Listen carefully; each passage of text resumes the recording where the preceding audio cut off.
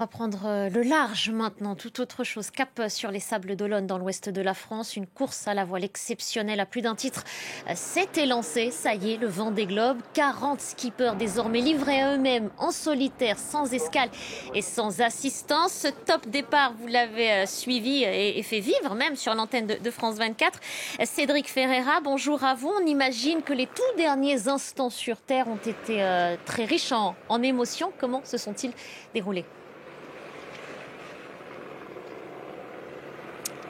Eh bien, effectivement, c'était beaucoup d'émotions et beaucoup d'ambiance ici au Sables d'Olonne pour le grand départ de la 10e édition du Vendée Globe.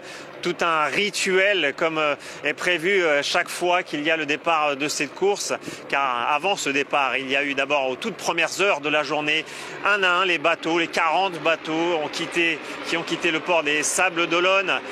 C'était l'heure des derniers au revoir avec la famille, avec les proches. Beaucoup d'émotions forcément car elles ne vont plus les revoir, leurs proches et leurs familles, les skippers, avant au moins 2 mois et demi, voire 3 mois pour les plus longs. Et puis ensuite, les bateaux ont quitté le port des Sables d'Olonne à travers le chenal où il y avait des centaines de milliers de spectateurs venus acclamer ces skippers, venus encourager ces aventuriers qui vont maintenant partir pour un tour du monde sans escale, sans assistance. 45 000 km à parcourir depuis les Sables d'Olonne en passant par 3 caps et avant de revenir ici.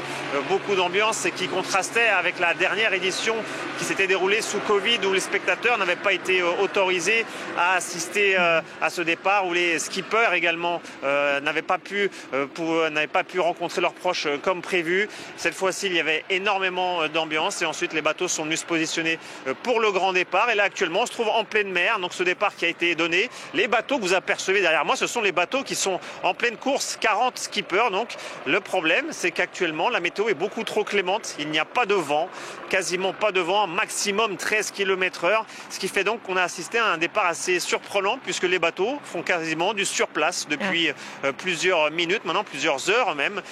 Très difficile pour les participants de trouver un peu de vent pour continuer d'avancer, mais au moins ça leur permet de prendre leur marque au moins pendant 24 heures avant d'affronter des mers beaucoup plus hostiles. Oui, et puis il y a un point en particulier, peut-être qu'on peut y revenir ensemble, ce fameux point Nemo. Vous voulez bien nous en dire un mot? C'est un point sur le parcours de ces skippers.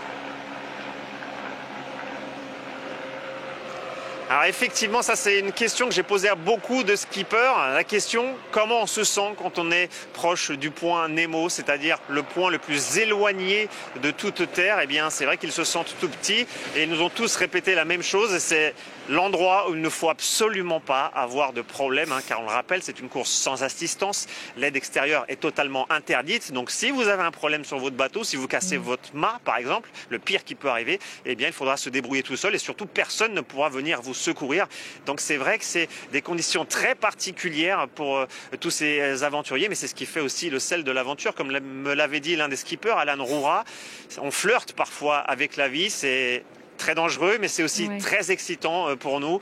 Et c'est ce à quoi vont se confronter désormais tous ces aventuriers pendant plus de 2 mois en mer. C'est ça, un système D total et finalement ils se retrouvent seuls avec eux-mêmes.